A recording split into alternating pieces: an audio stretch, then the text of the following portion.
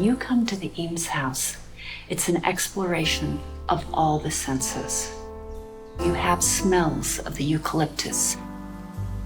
You have the sound of the gravel crunching under your feet, the crackle of leaves when you step on them. We are surrounded by trees that in many ways echo the steel frame.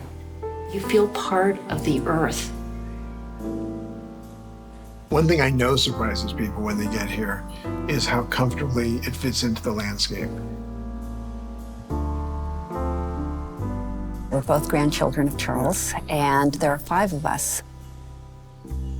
This was our grandparents' home. There are 2 structures. One was a residence, one was a studio, a working studio. For me, the most interesting part is really the interaction of the light. When you look at the materiality, it's this beautiful lacework of steel and glass. What it does is it opens us up to the outdoors. It had this quality that Charles and Ray talked about a lot called the way it should be-ness. That if something is really well designed, the idea of it having been designed wouldn't come up at all. Most people think of steel as being cold, and it is physically. By integrating into all this light, it feels very light in both senses of the word. The Eames House was always a home. It can be an icon of modernism, it can be all these things. That part is something that we as a family want to keep.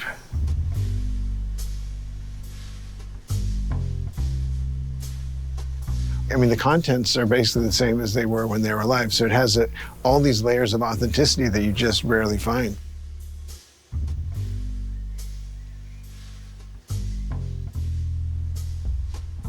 The role of the designer is basically that of a good host, anticipating the needs of the guest.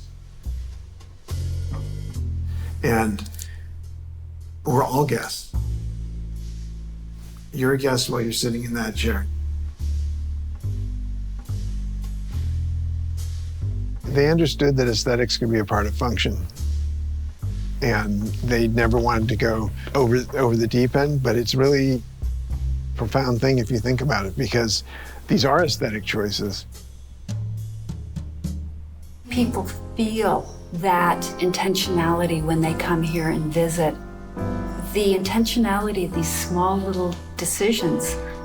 They had a really passionate concern for getting all of the colors and topographies and elements and curves right.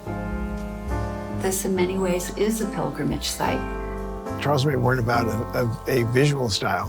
They said the extent to which you have a design style is the extent to which you have not solved the design problem. The other thing that's important about this house is that it's all made out of off-the-shelf parts. It also was a reflection of what came out of the war effort.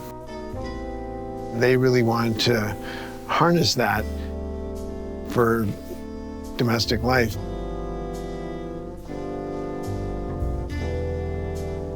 Authenticity in design is not exactly the same as the authenticity in art. With design, there's no designer that hopes that when they die, their designs are no longer made. They actually have to think about how do those designs live into the future? And that's the common thread in all their work, is that all this stuff actually works, and you don't need to have it for show. You have it to make your life richer.